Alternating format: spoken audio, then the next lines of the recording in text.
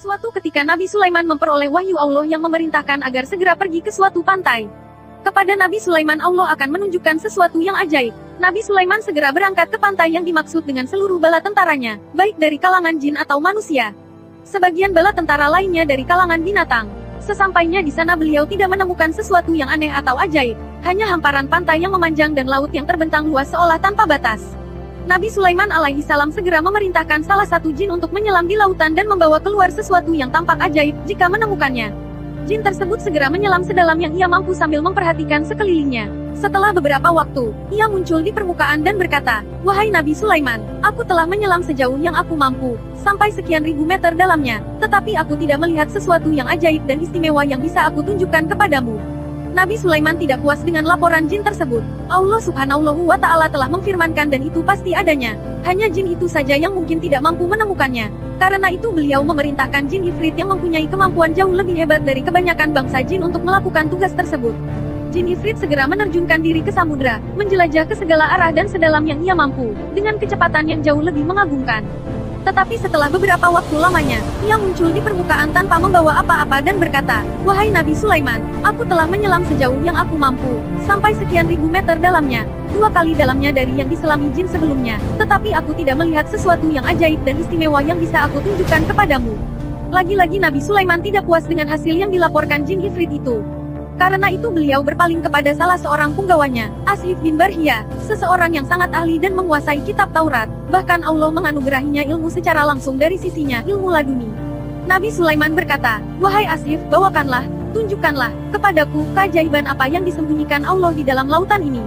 Tidak seperti dua bangsa jin yang segera menceburkan diri ke samudera dan menyelam, Ashif hanya diam sesaat, kemudian menadahkan tangannya ke atas dan berdoa kepada Allah. Tidak lama kemudian air laut tersibak dan muncul sebuah kubah besar berwarna putih dengan pintu di 4 penjurunya.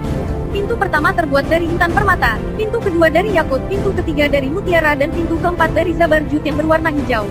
Ashif berkata, "Wahai Nabi Allah, inilah keajaiban yang ingin ditunjukkan Allah kepada engkau." Ia berada di dasar lautan dengan kedalaman 3 kali yang diselami jin pertama. Nabi Sulaiman memandang dengan penuh kekaguman kepada kubah putih yang perlahan menepi dengan sendirinya. Kemudian pintu-pintu itu terbuka dan tidak ada setetes air pun yang membasahi bagian dalam kubah tersebut. Beliau masuk dan menemukan seorang pemuda sedang beribadah di dalamnya. Beliau mengucap salam dan berkata, "Wahai pemuda, mengapa engkau tinggal di dasar lautan di dalam kubah ini?"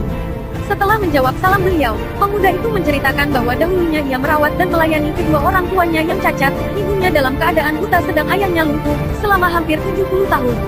Ketika sang ibu akan meninggal, ia berdoa, "Ya Allah, lanjutkan, panjangkan umur anakku dalam ketaatan kepadamu."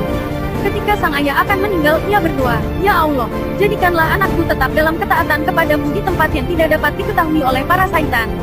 Setelah kewafatan kedua orang tuanya, pemuda itu berjalan-jalan ke tepi pantai dan melihat kubah tersebut yang dalam keadaan terbuka. Ia masuk karena ingin mengetahui keadaan di dalamnya. Tetapi tiba-tiba kubah tersebut tertutup dan dibawa malaikat ke dasar lautan yang terdalam.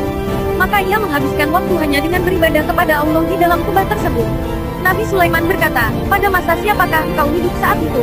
"Masa Nabi Ibrahim alaihi salam," jawab pemuda itu. "Berarti pemuda itu telah tinggal di kubah itu selama sekitar 1400 tahun. Tetapi sama sekali tidak tampak ketuaan di wajah pemuda tersebut, bahkan satu uban pun tidak tampak di rambutnya." Nabi Sulaiman berkata lagi, "Bagaimana dengan makan minummu?"